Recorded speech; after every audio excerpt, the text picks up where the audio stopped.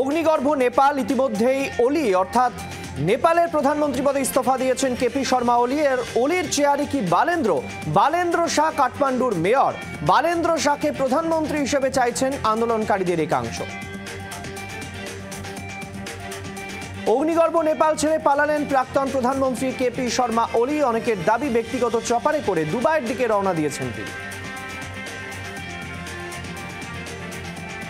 অবশেষে প্রবল চাপের মুখে গদি ছাড়তে বাধ্য হলেন নেপালের প্রধানমন্ত্রী। মঙ্গলবার দুপুরে ইস্তফা দেন তিনি। আজ সন্ধে সাংবাদিক বৈঠকও ডেকেছিলেন ওলি। তার আগে পদত্যাগ করতে হলো তাকে। সূত্রের খবর, তাকে পদত্যাগের পরামর্শ দিয়েছে নেপাল সেনা।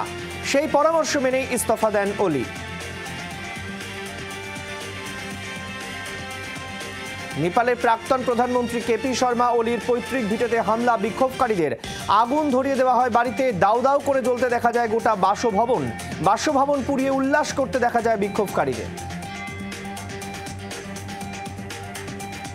যত সময় এগোচ্ছে উত্তপ্ত হচ্ছে নেপাল। রাজপথে উন্মত্ত জনতার ঢল। বিভিন্ন সরকারি ভবনের দখল নিচ্ছে আন্দোলনকারীরা। চলছে নির্বিচারে ভাঙচুর, অগ্নিসংযোগ। বাংলাদেশের মতোই অবাধে চলছে লুটপাট। এই পরিস্থিতিতে নেপালের ত্রিভুবন আন্তর্জাতিক বিমানবন্দর পুরোপুরি বন্ধ করে দেওয়া হয়।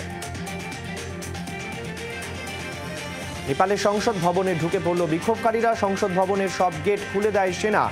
সংসদ ভবনে ঢুকেই আগুন জ্বালিয়ে দেয় বিক্ষোভকারীরা। আগুনের গ্রাসে গোটা সংসদ ভবন। অগ্নিগর্ভ নেপাল। দেশের রাজপথে পুলিশ জনতা খণ্ডযুদ্ধ। আন্দোলনকারীদের লক্ষ্য করে কাঁদানে গ্যাস ছোড়ে পুলিশ। পাল্টা পুলিশকে লক্ষ্য করে ইট বৃষ্টি বিক্ষোভকারীদের। সংঘর্ষে মৃতের সংখ্যা বেড়ে 23। ইতিমধ্যেই 300 জনেরও বেশি আহত হয়ে হাসপাতালে ভর্তি। বিক্ষোভকারীদের ক্ষোভের আগুন থেকে রেহাই পাচ্ছে না নেপালের শাসক বিরোধী কেউই। মন্ত্রীদের একের পর এক বাড়ি টার্গেট করা হয়েছে। প্রধানমন্ত্রী ওপির বাড়িতে ভাঙচুর, আগুন। স্বরাষ্ট্রমন্ত্রীদের বাড়িতে হামলা, অগ্নিসংযোগ। এমনকি বিরোধী দলনেতা প্রচণ্ডের বাড়িতেও আগুন ধরিয়ে দেয় উন্মত্ত জনতা। কাঠমান্ডুর সনেপায় নেপালি কংগ্রেসের সদর কার্যালয়ে আগুন ধরিয়ে দেয় বিক্ষোভকারীরা।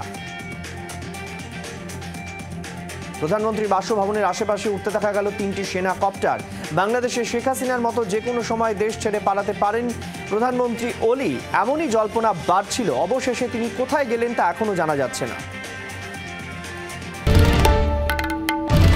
বাংলার আওয়াজ, বাঙালির আবেগ, জি 24 ঘন্টা।